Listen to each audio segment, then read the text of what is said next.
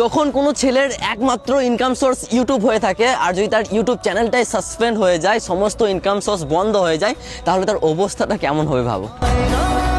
আমার সমস্ত ভালোবাসার মানুষ, সাপোর্টার, ফ্যান ফলোয়ার্স জানো যে 17 এপ্রিল দুপুর 1:18 আমার ইউটিউব চ্যানেলটা সাসপেন্ড হয়ে যায়। 2 বছরের মেহনত এক নিমেষে শেষ। সোশ্যাল মিডিয়াতে অনেকে অনেক নোংরামো করে গালাগালি দিয়ে ভিডিও বানায়। অনেক মেয়ে আছে যারা জামা প্যান্ট খুলে ভিডিও বানায়, শর্ট ড্রেস পরে ভিডিও বানায়। তাদের আইডিতে, তাদের চ্যানেলে ভাই কিছুই হবে না।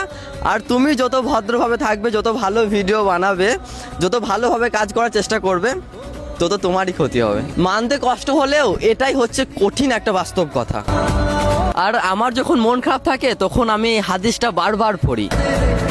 আপনি যখন নিজের ঘরে নীরবে কান্না করেন, আল্লাহ তখন ফেরেশতাদের উদ্দেশ্যে বলেন, কোন জিনিস আমার এই বান্দার চোখে পানি আনলো? ফেরেশতাগণ বলেন, আপনার বান্দা সুখে নেই, আপনার বান্দা অনেক দিন হাসেনি। এই বলে ফেরেশতাগণও কান্না করতে থাকেন এবং আল্লাহকে বলেন, হে আমার রব, আপনি জানেন আপনার এই বান্দার হৃদয়ে কি রয়েছে, অতএব আপনি তার জন্য সব কিছু সহজ করে দিন। আল্লাহ বলেন, আমার এই বান্দা এমন কিছু তার জীবনে হারিয়ে ফেলেছে যা সে অধিক ভালোবেসেছিল।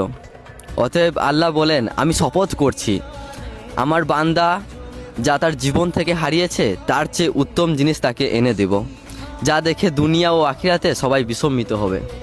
আলহামদুলিল্লাহ।